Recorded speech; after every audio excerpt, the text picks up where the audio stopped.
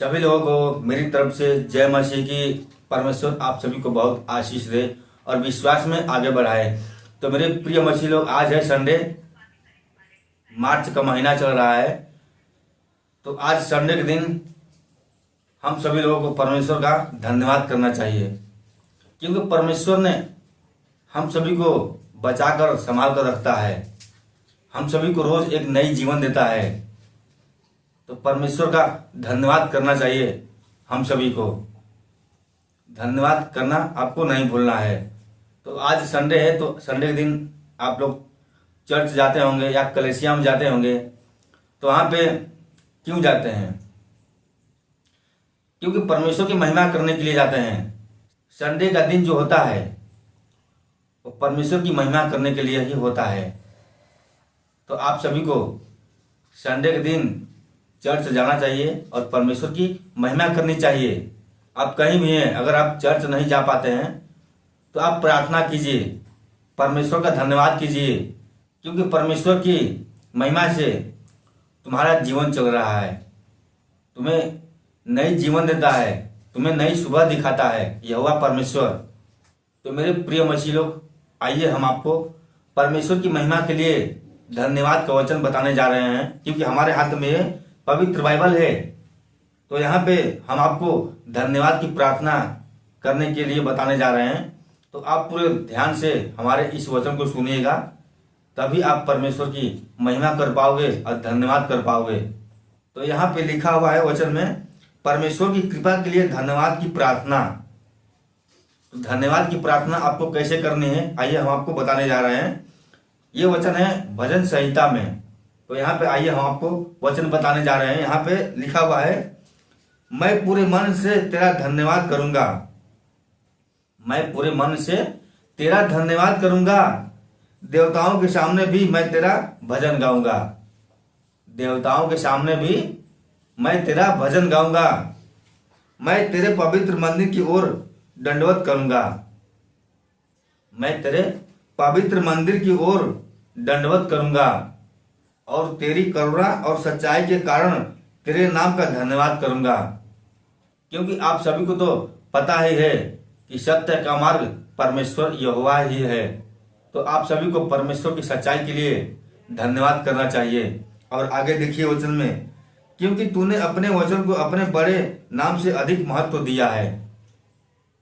क्योंकि तूने अपने वचन को अपने बड़े नाम से अधिक महत्व दिया है। परमेश्वर ने अपने बड़े नाम से वचन का महत्व दिया है। सबसे बड़ा महत्व वचन को दिया है परमेश्वर ने।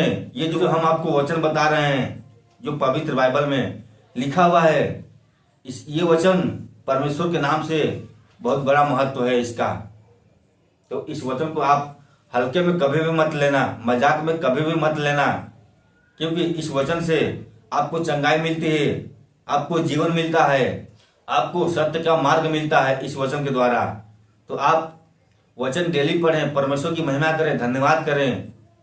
वचन पढ़ने से आपका दिमाग, बुद्धि खुलेगा, आपको ज्ञान मिलेगा, शैतान भागेगा तुमसे, बुरी आत्मा तुमसे दूर भागेगी और पवित्र आत्मा तुम्हारे अंदर आएगी।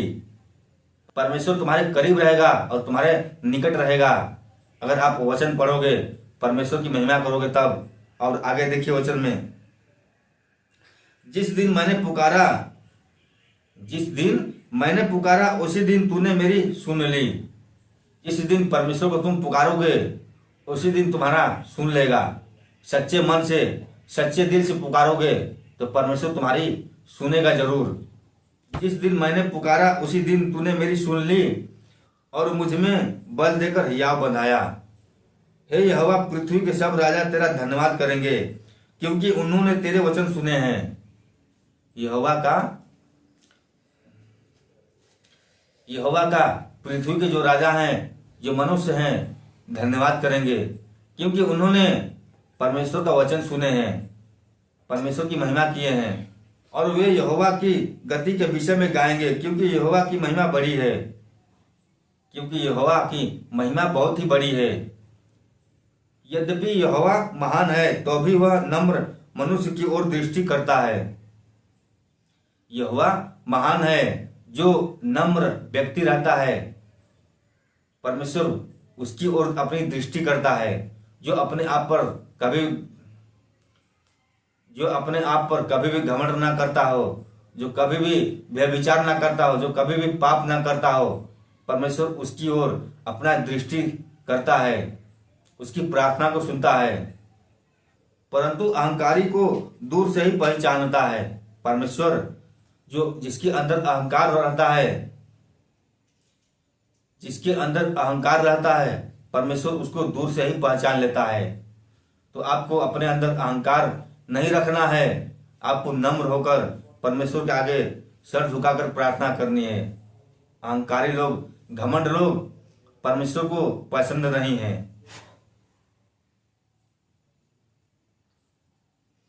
चाहे मैं संकट के बीच में रहूं तो भी तू मुझे जिलाएगा।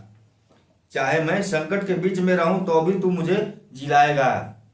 चाहे तुम संकट के बीच में रहोगे, किसी भी बीमारी के बीच में रहोगे, तो भी परमेश्वर तुम्हें जिलाएगा, तुम्हें उस संकट से बचाएगा, तुम्हें उस बीमारी से बचाएगा, तुम्हें हर पाप से, हर व्यभिचार से बचाएगा। तू मेरे क्रोधित शत्रुओं के विरुद्ध हाथ बढ़ाएगा। जो तुम्हारे शत्रु हैं, तुम्हारे शत्रु के विरुद्ध परमेश्वर हाथ अपना बढ़ाएगा, तुम्हें जीत के न्याय पर लाएगा।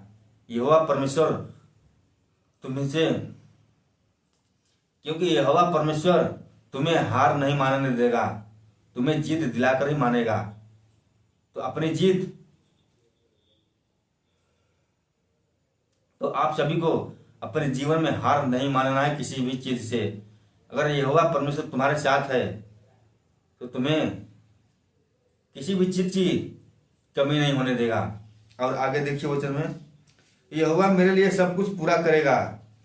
यहोवा मेरे लिए सब कुछ पूरा करेगा। अगर यहोवा को मानते हो, परमेश्वर को मानते हो, तो तुम्हारे लिए सब कुछ पूरा करेगा। हे यहोवा तेरी करुणा सदा की है, तू अपने हाथों के कार्यों को त्याग न दे।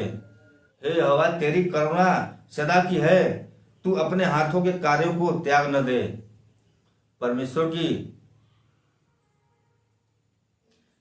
यहोवा परमेश्वर की करुणा सदा के लिए है, क्योंकि इस संसार में, इस पृथ्वी पर जीवित है, क्योंकि इस संसार में, इस पृथ्वी पर जीवित है तो यहोवा परमेश्वर ही है और कोई नहीं है। इसीलिए परमेश्वर की करुणा सदा के लिए है। तो मैंने आपको बताया कि परमेश्वर की धन्यवाद करने के लिए प्रार्थना कैसे करें। इस तरह आपको प्रार्थना करनी है और परमेश्वर की महिमा करनी है। तो चलिए बस आज के लिए इतना ही। अगर ये परमेश्वर का वचन आपको अच्छा लगा हो तो वीडियो को लाइक जरूर करना और इस वीडियो को शेयर भी करना। चलिए मिलते हैं फिर अगले दिन कोई परमेश्वर का नया वचन लेकर। तब तक के लिए सभी को जय मसीह की।